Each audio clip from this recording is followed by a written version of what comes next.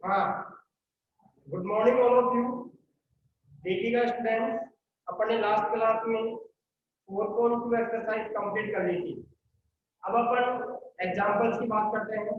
Example number 8 अपनी book में देखेंगे तो 8 का फर्स्ट आप कर सकते हो। यस और नो, बताइए 8 का फर्स्ट कर सकते हो क्या?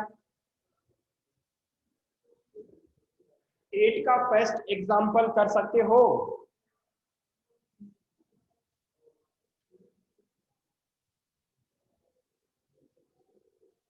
x less than equal to 2 है। 8 का फर्स्ट है एग्जांपल नंबर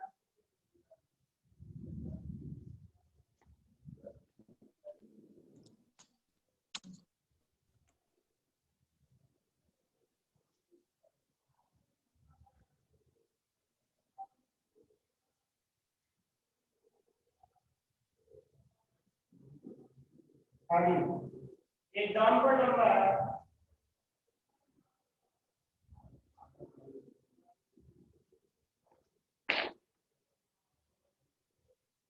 एग्जांपल नंबर 8 का फर्स्ट है x less than equal to 2 और इसका सेकंड वाला है x minus 2y greater than equal to 1। ये आपके पास दो एग्जांपल्स हैं, ठीक है। 2x माइनस y है, सॉरी 2x माइनस y। तो जो ये वाला एग्जांपल है, तो ये वाला वॉइस नहीं आ रही बेटा? वॉइस क्लियर आ रही है क्या? सानिया खान, किरण यादव, बेटा वॉइस आ रही है? वॉइस आ रही है सभी के पास? Okay okay, just 1 minute. Priyanka Yadav बेटा नहीं आ रही तो बेटा इंटरनेट की प्रॉब्लम है आपके। वॉइस यहाँ से सब कुछ क्लियर आ रहा है।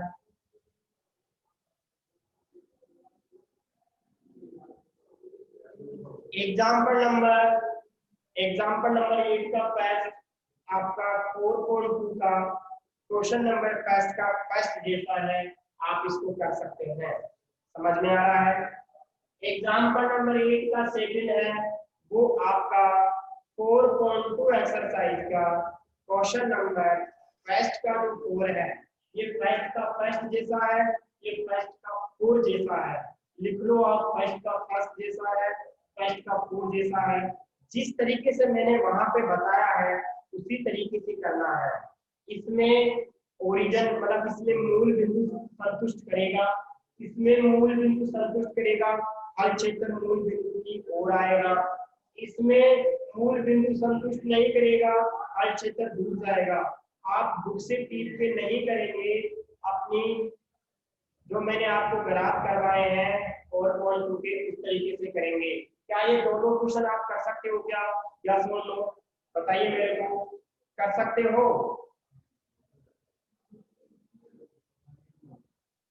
ओके, अब मैं एग्जांपल नंबर 8 का तीसरा मैं करवाऊंगा। एग्जांपल नंबर 8 का तीसरा, उससे पहले आप विविध प्रश्नावली में आ जाओ। विविध प्रश्नावली में आ जाओ आप। विविध प्रश्नावली में 8वां क्वेश्चन आप कर सकते हो सभी।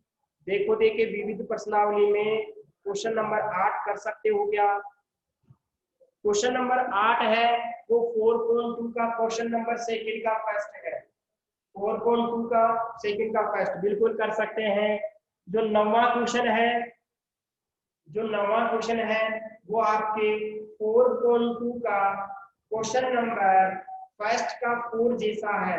क्या मैं सही बोल रहा हूँ? बिल्कुल वैसा ही है। आप बॉक्स बनाएंगे, एक्स और वाई के मान कैलकुलेट करेंगे, उससे एक समीकरण बनेगा, एक बॉक्स आएगा। यानी कि 8वां क्वेश्चन 9वां क्वेश्चन आप कर सकते हो। अब बात आती है 11वें क्वेश्चन की। 11वां जो क्वेश्चन है वो 4.1 एक्सरसाइज का क्वेश्चन नंबर थर्ड का सेकंड क्वेश्चन है। मैंने आपको पहले ही बता दिया था, 4.1 एक्सरसाइज का क्वेश्चन नंबर थर्ड का सेकंड क्वेश्चन है। कौन सा वाला? 11वां क्वेश्चन। 3 क्वेश्चन हो गए, समझ में आ गया? अब देखिएगा, बाकी के क्वेश्चन मैं कराऊंगा। पहले एग्जाम्पल फिर विविध कराऊंगा। अब एग्जाम्पल नंबर 8वें का देखिए, तीसरा प्रश्न क्या है उसको देखेंगे। Y minus x. अब बताओ इसमें मापांक वाला कौन सा केस लगेगा, कौन सा केस लगेगा इसमें मापांक वाला, पहला वाला लगेगा या दूसरा वाला? मैंने कल बताया था आपको, बताओ देखिए कौन सा वाला लगेगा, जल्दी बताओ। मापांक, अगर मापांक छोटा होता है तो कौन सा केस लगता है?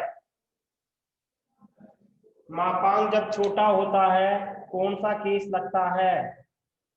बेटा वॉइस आ रही है सभी के पास? Voice is clear? फर्स्ट वाला केस लगेगा प्रियंका यादव, फर्स्ट, बिल्कुल, बहुत बढ़िया बहुत बढ़िया। मापांक जब छोटा होता है तब पहला वाला केस लगता है, एक्स का मान निकलता है माइनस ए से लेकर प्लस ए तक। तो यहाँ पे भी अपन बोली लगाएंगे, y माइनस एक्स का मान माइनस 3 से तो जाएगा और प्लस 3 तक जाएगा। इन दोनों को साथ में लेंगे, इन दोनों को साथ में लेंगे तो अपने पास दो असमीताएं आएगी। एक असमीता तो ये आ गई तथा एक असमीता आपके पास ये आ जाएगी। दी गई असमीताओं को ऐसे बोल सकते हैं, असमीताओं को, दी गई असमीताओं को समीकरण में बदलने पर, असमीताओं को समीकरण में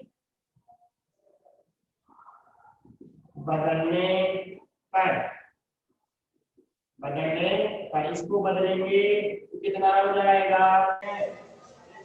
ये समीकरण एक, ये समीकरण दो,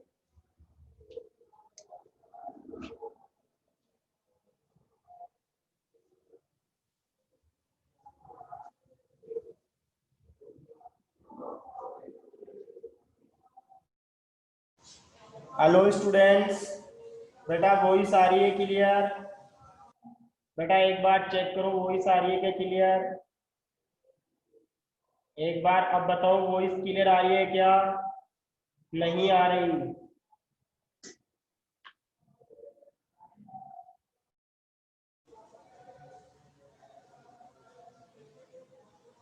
बेटा अब मेरे को बताओ दोबारा से कि वॉइस आ रही है या नहीं आ रही, यस और नो। अब बताओ वॉइस आ रही है या नहीं आ रही, यस और no? Yes, yes yes, okay okay. अब देखो, आपने इसको ऐसे ब्रेक किया था, इस तरीके से ब्रेक किया था आपने,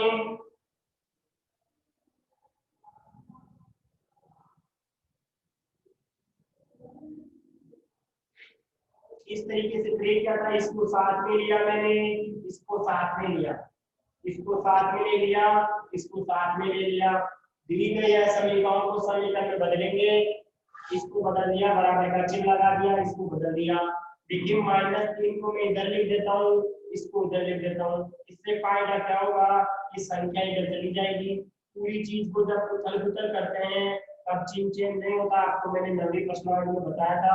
-3 को इधर पटक दिया, इसको इधर, ये समीकरण एक, ये समीकरण दो, दो समीकरण है, दो समीकरणों से दो बॉक्स बनेंगे, दो समीकरणों से दो बॉक्स बनेंगे।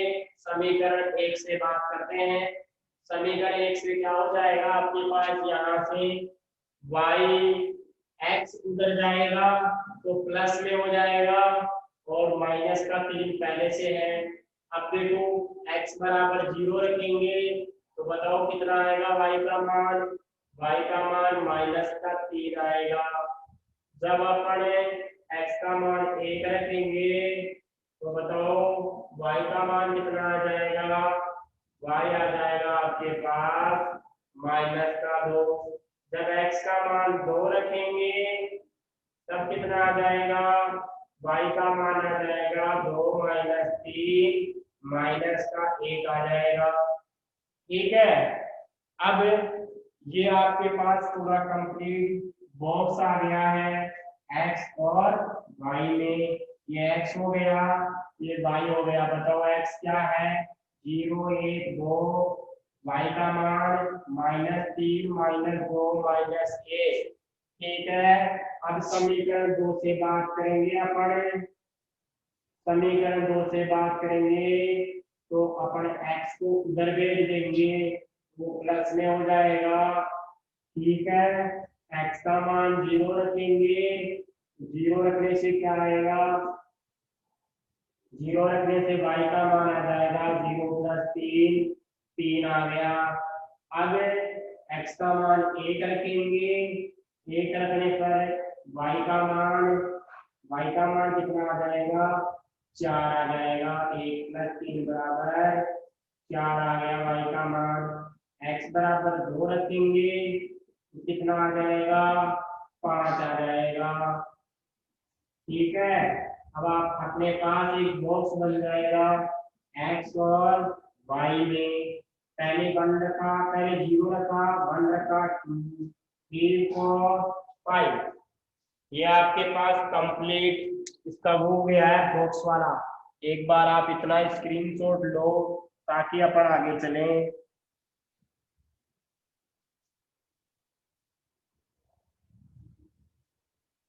हाँ जी, अब इसका ग्राफ बनाएंगे।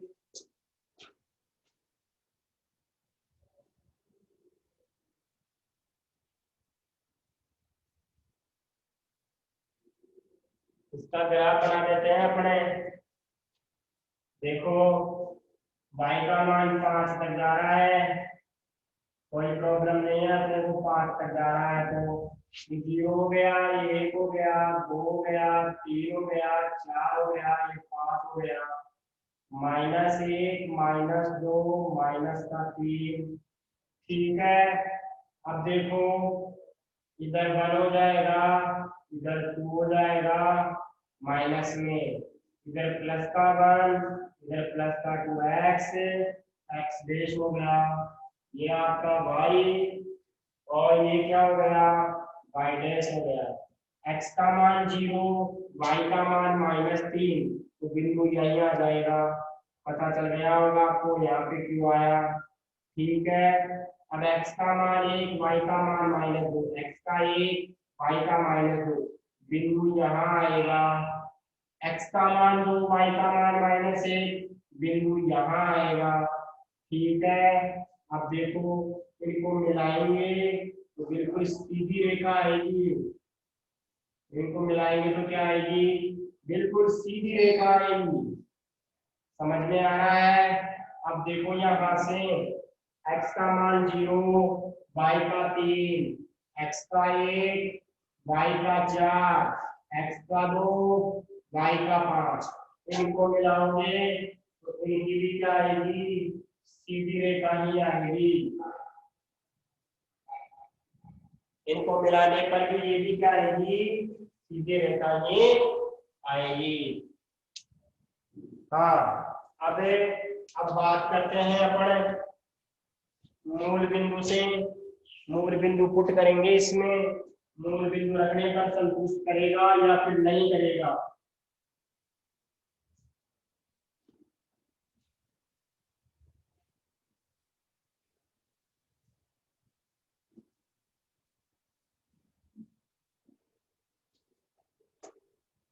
अब देखो अपन मूल बिंदु रखेंगे।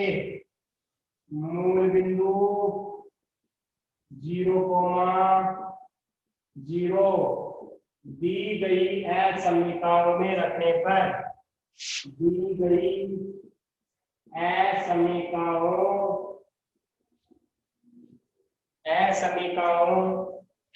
में रखने पर रखेंगे तो पहली की y minus x -3 y minus x, तथा दूसरी है y माइनस एक्स 3 से। देखो 0 रखेंगे तो 0 - 0 0 हो जाएगा और 0 - 0 0 हो जाएगा। अब मेरे को बताना 0 -3 से बड़ा होता है क्या, और 3 0 से बड़ा होता है क्या। पहली कंडीशन सही है या दूसरी कंडीशन सही है या दोनों कंडीशन सही है। दोनों संतुष्ट कर रहे हैं या पहला संतुष्ट कर रहा है या दूसरा संतुष्ट कर रहा है। बताइए कौन सा संतुष्ट कर रहा है, एक, दूसरा या दोनों। दोनों कर रहे हैं, बहुत बढ़िया बहुत बढ़िया, शाबाश। फर्स्ट सेकंड दोनों कर रहे हैं, शानदार शानदार, बहुत बढ़िया। दोनों कर रहे हैं, इसका मतलब इसका हल क्षेत्र भी मूल बिंदु की ओर आएगा। देखो इसका हल क्षेत्र इस मूल बिंदु की ओर होगा, इसका हल क्षेत्र भी मूल बिंदु की ओर होगा। कहने का मतलब इसका इधर हो जाएगा, सही बोल रहा हूं मैं, बिल्कुल सही बोल रहा हूँ। और इसका किधर हो जाएगा, ऊपर की ओर हो जाएगा। ठीक है, ये लो मैंने बना दिया डायग्राम को अच्छे से। अब इनके बिंदु लिख लो, 0,3 था, 1,4 था, 2,5 था, ये बिंदु आप लिख सकते हो। ये समीकरण था y माइनस एक्स बराबर 3, ये समीकरण था y माइनस एक्स बराबर -3, ये बिंदु आ जाएगा 0,-3, 1,-2, और ये हो जाएगा 2,-1। ठीक है, पैमाना आप लिख लोगे इसके ऊपर, पैमाना बिल्कुल लिख लोगे आप। तो एक बार आप अब क्या लिखेंगे अपने यहाँ पे, क्योंकि मूल बिंदु, क्योंकि मूल बिंदु 0,0 दी गई असमीकरणों को संतुष्ट करता है, दी गई असमीकरणों को संतुष्ट करता है। ठीक है, करता है, इसलिए हल क्षेत्र या छायांकित क्षेत्र, इसलिए छायांकित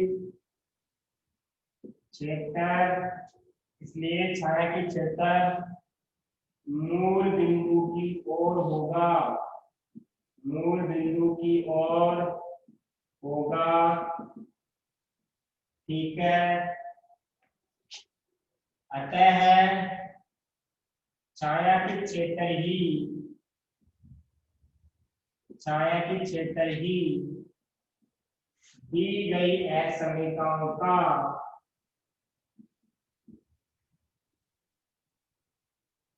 हल समुच्चय होगा,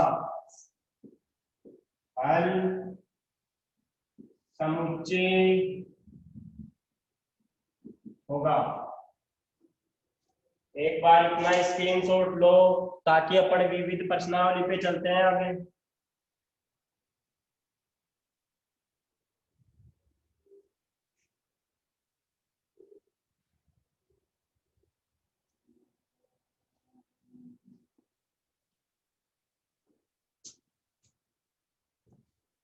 अब अपनी विविध प्रश्नावली का देखो, पहला प्रश्न क्या है, आपको दो समीकरण दिए गए हैं, के किस मान के लिए समीकरण का युवा हो कोई हल नहीं है, कोई हल नहीं है।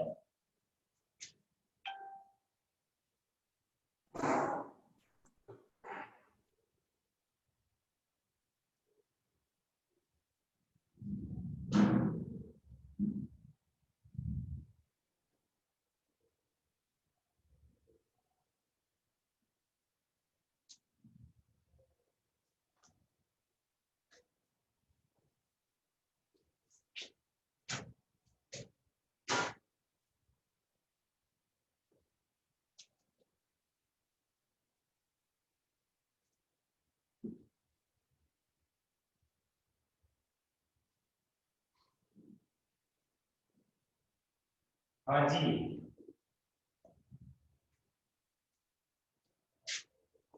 विविध पे आ जाओ।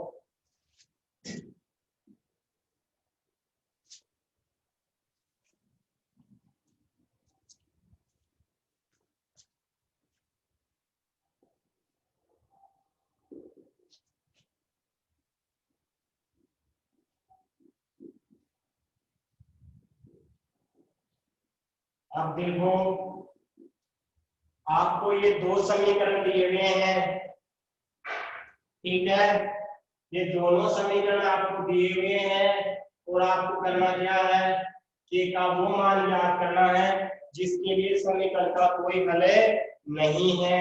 अब मैं को बताओ, 4 को उधर दे दूंगा तो वो किसका हो जाएगा, प्लस का हो जाएगा।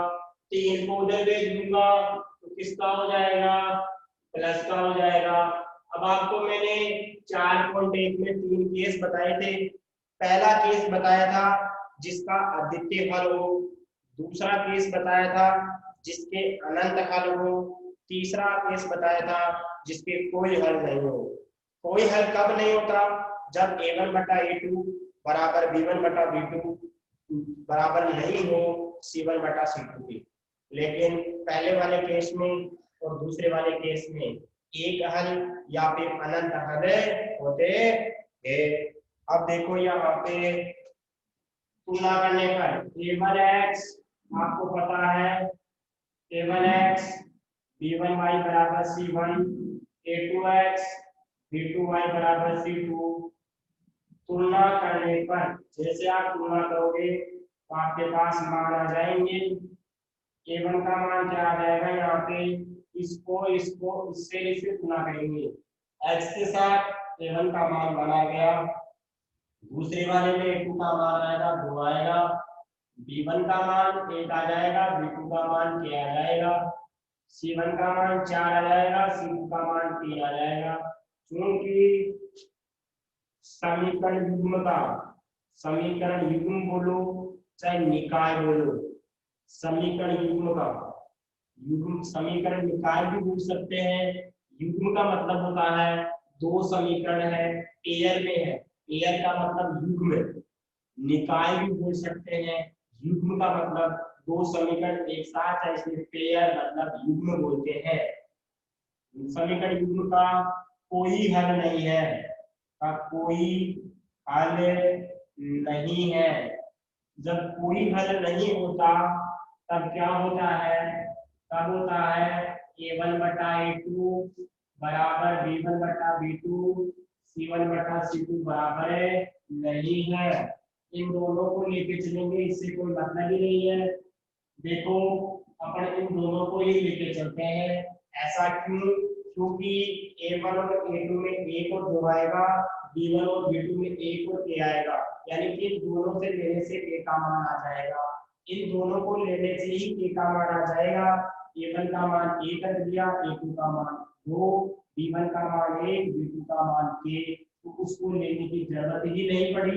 बजट गुणा कर देंगे, एक को 1 से गुणा करेंगे 1, 2 को 1 से गुणा करेंगे 2, a का मान यही तो आ रहा है। ठीक है, अब अगला क्वेश्चन देखो आप। अगले क्वेश्चन की बात करते हैं।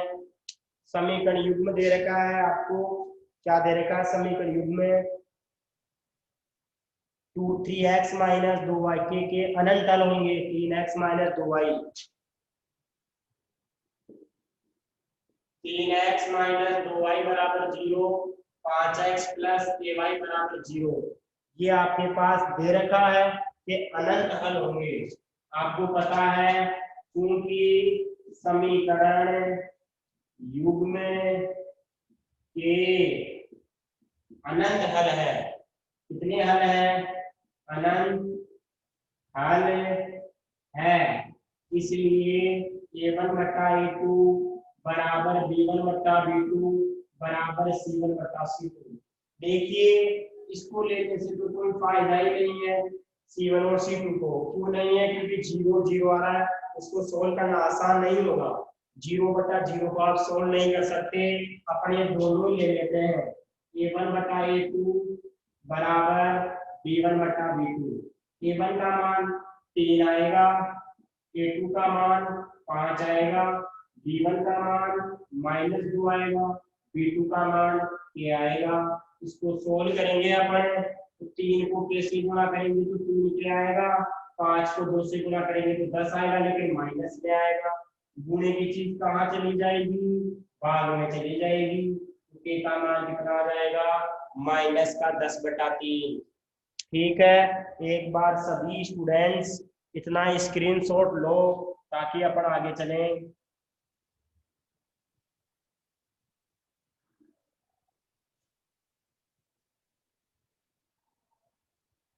ओके, अब देखो तीसरा प्रश्न देखो इसका।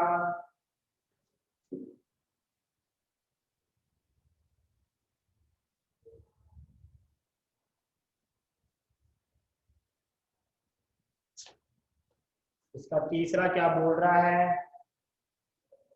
तीसरा बोल रहा है समीकरण युग्म का अद्वितीय हल होगा kx माइनस वाई बराबर 2, kx माइनस वाई बराबर 2, चाहे x माइनस 2y बराबर 3, ये आपके पास है। ठीक है, इसका अद्वितीय हल बोल रहा है। क्वेश्चन नंबर तीसरा है,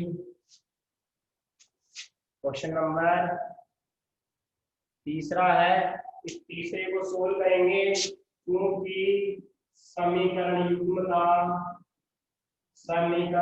का अद्वितीय हल है। जब अद्वितीय हल होता है तो क्या करते हैं अपन, कौन सा वाला केस होता है, अद्वितीय हल है। तो उसके लिए पहला केस होता है a1 बटा a2 बराबर नहीं होता है b1 बटा b2 के। ठीक है, बराबर नहीं होता है। अब a1 का मान बोलो k, a2 का मान बोलो 6, b1 का मान बोलो -1, b2 का मान बोलो -2, k बटा 6 आ गया ये। और आप मेरे को बताओ माइनस से माइनस कट जाएगा, प्लस आ जाएगा, k को 2 से गुणा करो 2 के आएगा, बराबर नहीं है 6 के। गुणे की चीज कहाँ जाएगी, भाग में जाएगी। तो 6 में 2 का भाग लगाएंगे तो क्या आ जाएगा, 3 आ जाएगा। और यही आपका क्या है, आंसर है कि k का मान 3 के बराबर नहीं आना चाहिए। अब क्वेश्चन नंबर 4 देखो आपका,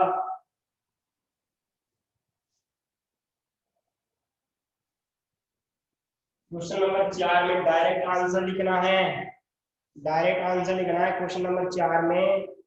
समीकरण x greater than 0 y greater than 0 संगत समीकरण व्यक्त करते हैं x व y अक्षों को। क्या लिखोगे, प्रश्न नंबर जो आपका 4 है, प्रश्न नंबर आपका 4 है ना, क्वेश्चन नंबर 4, उसका जो सॉल्यूशन x व y दोनों लिखोगे।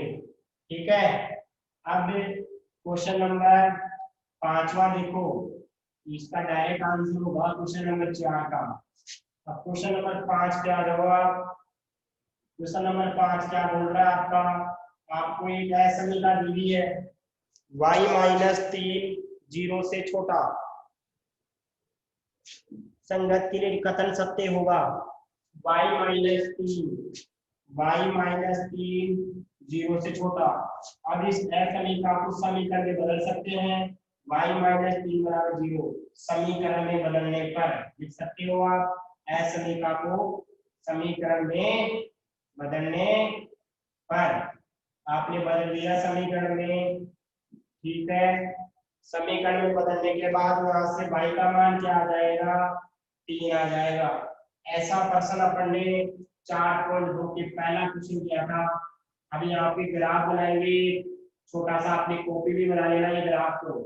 और जो मैं क्वेश्चन करवा रहा हूँ, विविध के जो मैं क्वेश्चन करवा रहा हूँ, आप लोग किसमें करेंगे, विविध के जो प्रश्न करवा रहा हूँ जिसमें ग्राफ नहीं है, जिसमें ग्राफ नहीं है वो तो करेंगे अपने कॉपी में मैथ की में, और जिसमें ग्राफ है वो ग्राफ वाली कॉपी में करेंगे।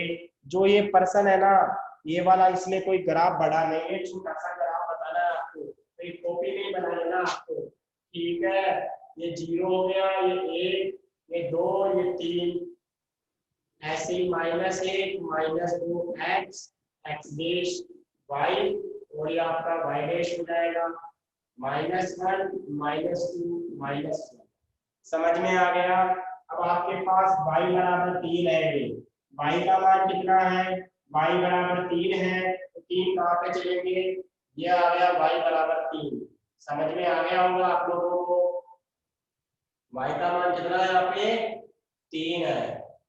ठीक है, अब आप मेरे को ऐसे बताओ, y का मान नीचे कम होगा ऊपर बढ़ेगा, y तो फिक्स है, y तो फिक्स है, y का मान नीचे कम होगा ऊपर बढ़ेगा, यानी कि नीचे भी नहीं जा सकते ऊपर भी नहीं जा सकते, लेकिन साइड में जा सकते हैं।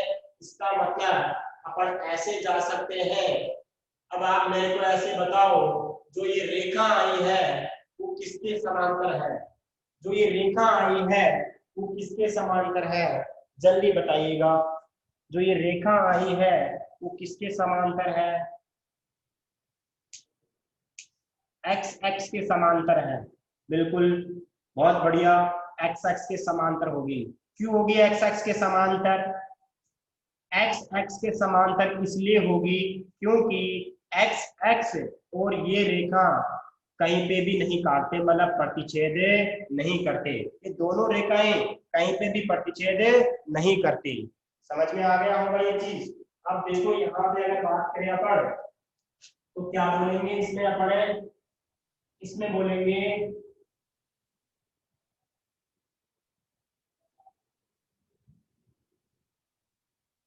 y बराबर रेखा x x के समांतर होगी, x x के समांतर होगी। एक बार आप लोग इतना स्क्रीनशॉट लो ताकि अपन आगे चलें।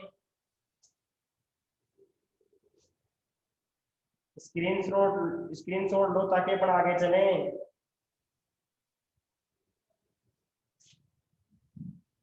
डन। अब इसका छठा प्रश्न है x + 2y। ठीक है,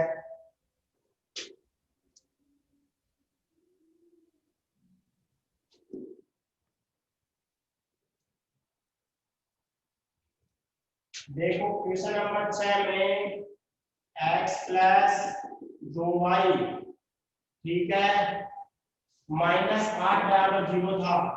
इस 8 को उधर ले जाओ तो किस में हो जाएगा? ये प्लस में हो गया। 8 को उधर ले लिया में, 2x + 4y बराबर 16।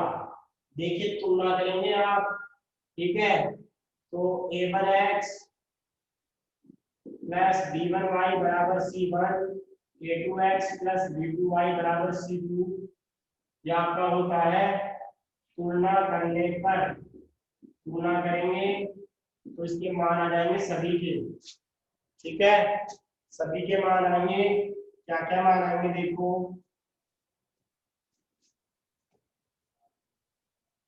देखो यहाँ से a1 का मान आ जाएगा 1, a2 का मान 2, b1 का मान आ जाएगा 2, b2 का मान आ जाएगा 4, c1 का मान आ जाएगा 8, c2 का 16।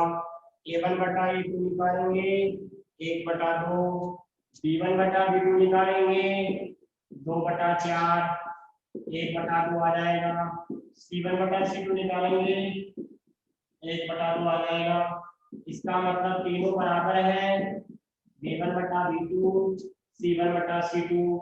अतः है समीकरण युग्म के अनंत हल होंगे। कितने हल होंगे? अनंत हल होंगे। अरे कौन सा बड़ा केस है ये? तीसरे वाला केस है, नहीं दूसरे वाला। जब तीनों बराबर होते हैं तो अनंत हल होते हैं। क्या सभी के समझ में आ गया क्या?